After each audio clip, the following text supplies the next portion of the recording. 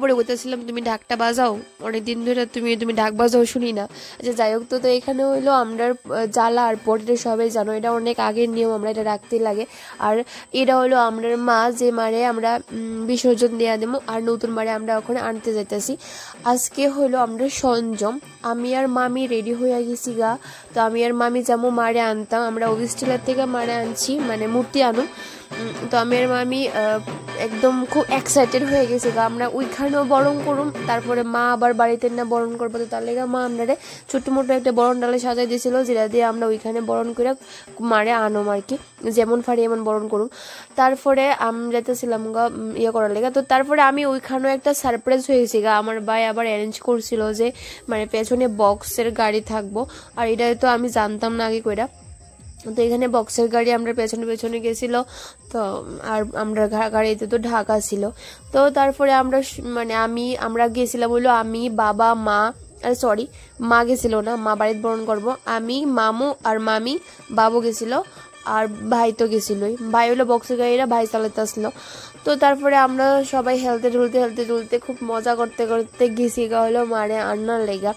আর ওইখানে গিয়া তো জানো মানে কি তা কমু, প্রচুর মানুষ, প্রচুর মূর্তি। অবশ্যই এটা আমার ফার্স্ট এক্সপিরিয়েন্স, মানে কি তা কমু এনে আমি এমন তোর জায়গায় কোনো সময় গেছি না। আর আমি যতখানি গেছি এত মানুষ আসছিল না, আমরা আগে জানতে মূর্তি আনতাম চলিলাম তেকা বাড়ির সাথে, তো ওইখান থেকে ওখানে এত মানুষ থাকতো না। আর অফিসটিলা একটু ভিতরে, এরা আমি জানি না জায়গাটার নাম, ওইখানে অনেক সুন্দর সুন্দর মূর্তি বানায়। আর এটা হলো আমাদের মা, আর এখানে আমাদের মারও ছাড়াও মানে আমাদের মূর্তিটা ছাড়াও আরো অনেক মূর্তি আসলো যেগুলো খুবই সুন্দর আসছিল, মানে কি তা কম।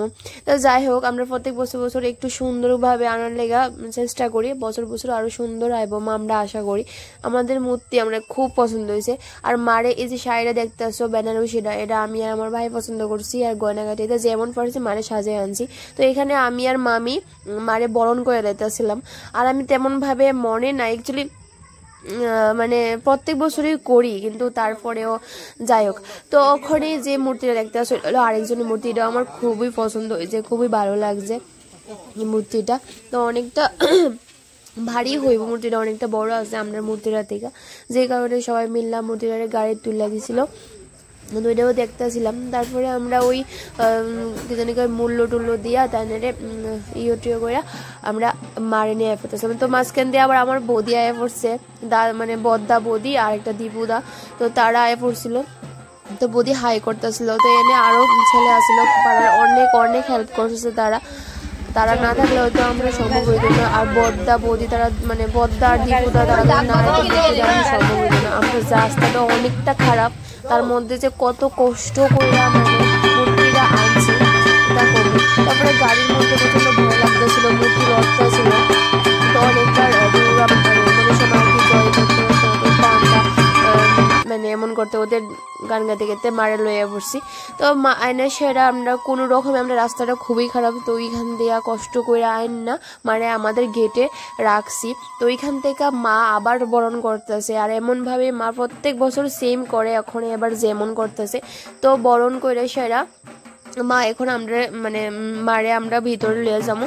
আর কি তা কমু তোমরা মানে আমার অবস্থা দেখলে তোমরা বুঝবা যে মূর্তি আনছে তারা পরিশ্রম মানে মনে হয়েছি, আমি এত পরিশ্রম হয়েছি, মানে দৌড়াদৌড়ি করতেছিলাম, ভয় পাইতেছিলাম, কোনখানে লাইগা জায়গা নিয়ে ভাঙ্গা জায়গা নিয়ে নি, আমার অবস্থা দেখো কি খারাপ হয়েছে। যাই হোক, আজকের মতো ব্লগটা এখানেই শেষ করতেছি, নেক্সট ব্লগে দেখা হইতেছে।